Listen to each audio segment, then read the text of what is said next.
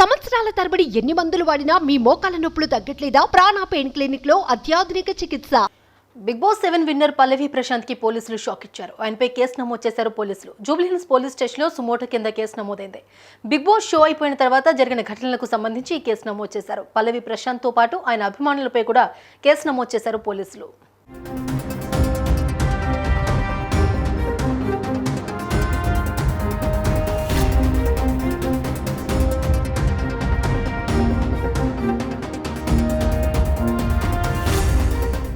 ప్రభుత్వ ప్రైవేటు వాహనాలు ధ్వంసం చేసినందుకు గాను కేసులు పెట్టారు పోలీసులు.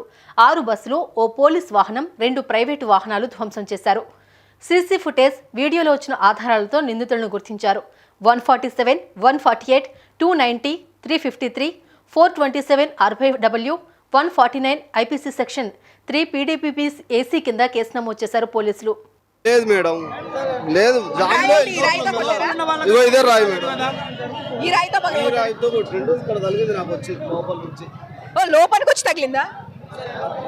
ఎవరి బిగ్ బాస్ వాళ్ళేనా? బిగ్ బాస్ వాళ్ళే, ఇంకెవరు ఇక్కడ తిరిగే వాళ్ళే. ఎందుకు వెళ్ళే బస్సులు ఆపి పగలగొట్టారు? చాలా బల కొట్టారు కదా, ఇంకా 3 బండ్లు బల కొట్టారు. మొత్తం ఎన్ని బస్సులు పగలగొట్టారండి? బస్సులు 3 బస్సులు మేడం. ఎవరికైతే దెబ్బలు తగలం జరిగిందా? దెబ్బలేదు దాకలే. సో ఇక్కడ అందరూ దిగిపోయారా? దీనిలో ఉన్న ప్యాసింజర్లు నేనే దింపేసిన.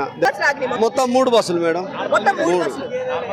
మరి పోలీసులకు చెప్పారా? చెప్పినా madam. Bigg Boss season 7 grand finale ఆదివారం రాత్రి జరిగింది. ఈ సీజన్ కి సంబంధించి రైతు బిడ్డ పల్లవి ప్రశాంత్ విన్నర్ అయిన విషయం తెలిసిందే.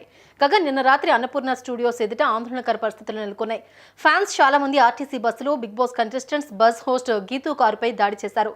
అద్దాలు పగలగొట్టారు. దీంతో ఇది చర్చనీయాంశంగా మారింది. దీనిపై ఆర్టీసీ ఎండీ సజ్జనార్ కూడా స్పందించారు. అభిమానం మితిమీరకూడదు అంటూ ఆయన కామెంట్ చేశారు.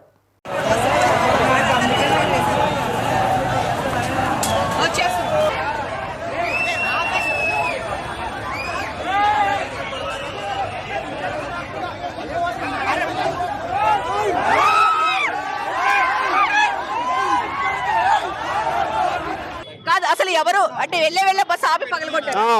రన్నింగ్ లో ఉన్న బండి